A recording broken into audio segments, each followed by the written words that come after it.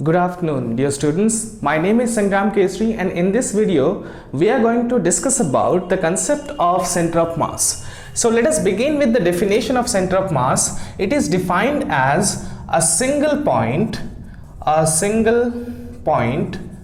where the whole of the mass of the body is supposed to be concentrated. So it is a single point where the whole of the mass of the body is supposed to be concentrated. Secondly, you should remember that this point, this single point will behave in a similar manner as the body would have behaved.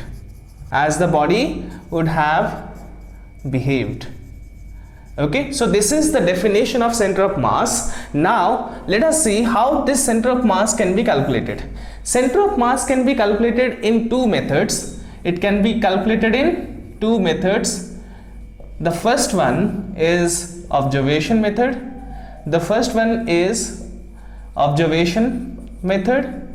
And the second one is analytical method.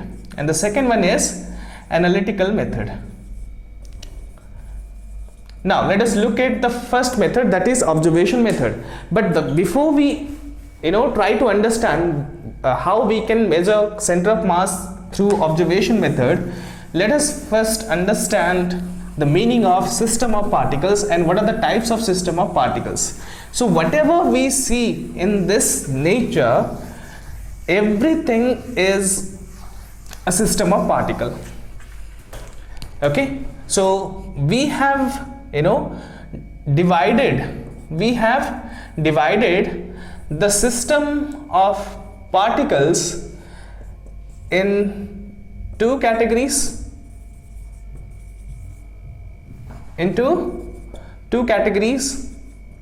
They are, the first one is discrete object system, and the second one is continuous object system. Discrete object system and continuous object system, these are the two types of system of particles. However, this division, this categorization was done on the basis of relative position or relative location, you can say relative location of the masses, or we can say particles, masses or particles. Alright, so based on the relative position of the masses or particles, we have divided the system of particles into two types. The first one is discrete object system and the second one is continuous object system. So let us first start with discrete object system. So what is the meaning of discrete object system? So when the masses are independently located, we will call it as discrete object system. For example, let us say that this is M1 and this is M2. So this M1 and M2 are two different particles and they have masses M1 and M2, you can see, and they are separated by a distance, let's say x. Alright, so you can see this is one mass, this is another mass, and they are independently located. So we can say that it is a system, however it is discrete object system. Alright, they are called a system. Alright, this is a system. At the same time, they are located independently. So this is the meaning of discrete object system. So in case of discrete object system, how we can measure center of mass, measurement of center of mass using measurement of center of mass using observation method, just see here, okay, and it is for uniform bodies,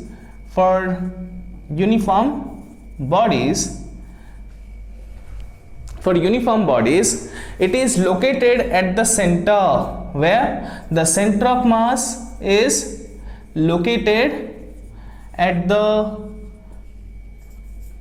geometric center,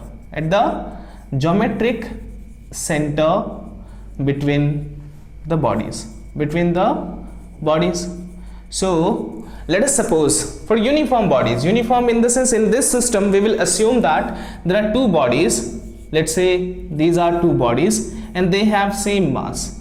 Let's say they have same mass and they are, separated by a distance, let's say x. Okay, so by definition of center of mass, we can say that it is located at the geometric center, that is exactly at x by 2 position. The location of center of mass would be x by 2 as per the definition of center of mass for uniform bodies. Okay, so this is for discrete object system. Now the second kind of system of particles is continuous object system. See here very carefully.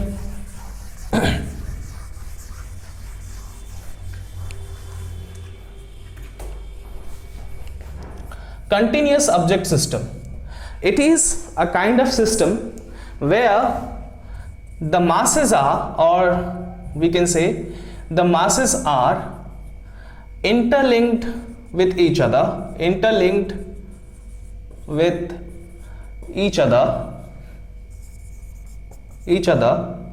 to form an extended body,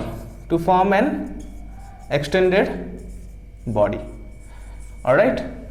so discrete object system में हमने देखा था कि masses क्या है, independently located थे, but in case of continuous object system you will find that the masses are interlinked with each other to form what? An extended body. All right, and here also we will divide into uniform bodies and non-uniform bodies. Even now we haven't discussed about non-uniform bodies in case of DOS, that is discrete object system, that we will discuss next. So see here, for uniform bodies, here too the center of mass will be located, okay, at the geometric center. Okay, see here, let us consider a sphere. Okay, here, okay, since a sphere is uniformly dense body, therefore the center of mass will be located exactly at the center of the sphere. Similarly, let us consider one cylinder of height, let's say h, then since it is a uniform body, the center of mass will be located exactly at the geometrical center. So we can say that, yes please, the center of mass is here h by 2. All right, but for non-uniform bodies, now let us look at non-uniform bodies. For non-uniform bodies, in case of discrete object system, let us say for two mass system, okay, let's say this is m1 and let's say this is m2. All right, so by observation, let's say they are separated by a distance of L.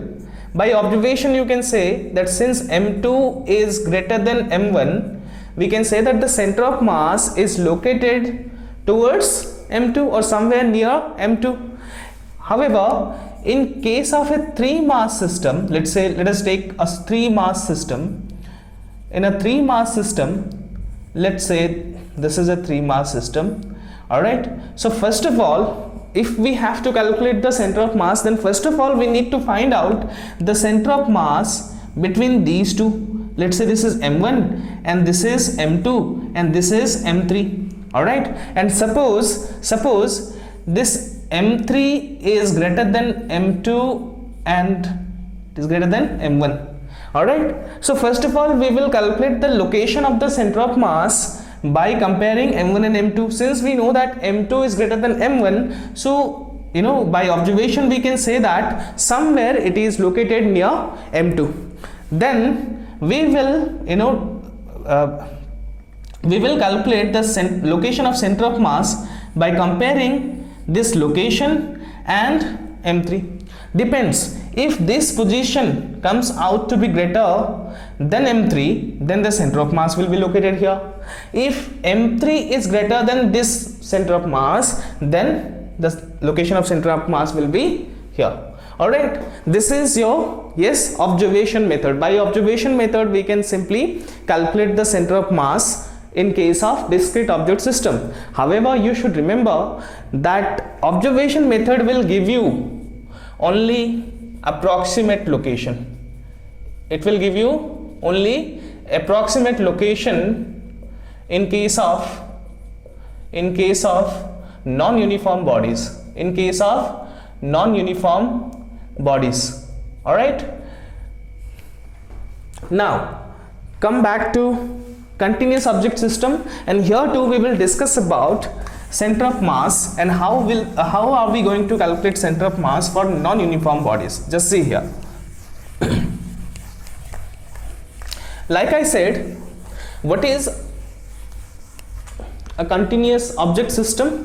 Yes, here the masses are interlinked with each other to form an extended body, isn't it? So let us take for non-uniform, since we have already discussed uniform bodies, I will give you for non-uniform bodies. Okay, how are we going to measure the center of mass? Center of mass by observation method we are calculating. So let us take a cone, for example a cone. Okay, so let us assume the height of the cone is h. All right, so you can see very clearly in this diagram that more number of particles are located towards the base, whereas it tapers to the top. So less number of particles are concentrated here. So we can say that the lower part is heavier than the upper part. Okay, so by observation, since we are calculating center of mass using observation method, by observation we can say that the center of mass will be located somewhere here, इस side base की ओर. क्यों? क्योंकि base की ओर थोड़ा सा heavy है, इसीलिए यहाँ पे लोकेटेड होगा. So we can say if I have to calculate the centre of mass using observation method, let's say the location we are saying the distance is y. Okay, this y is less than h by 2.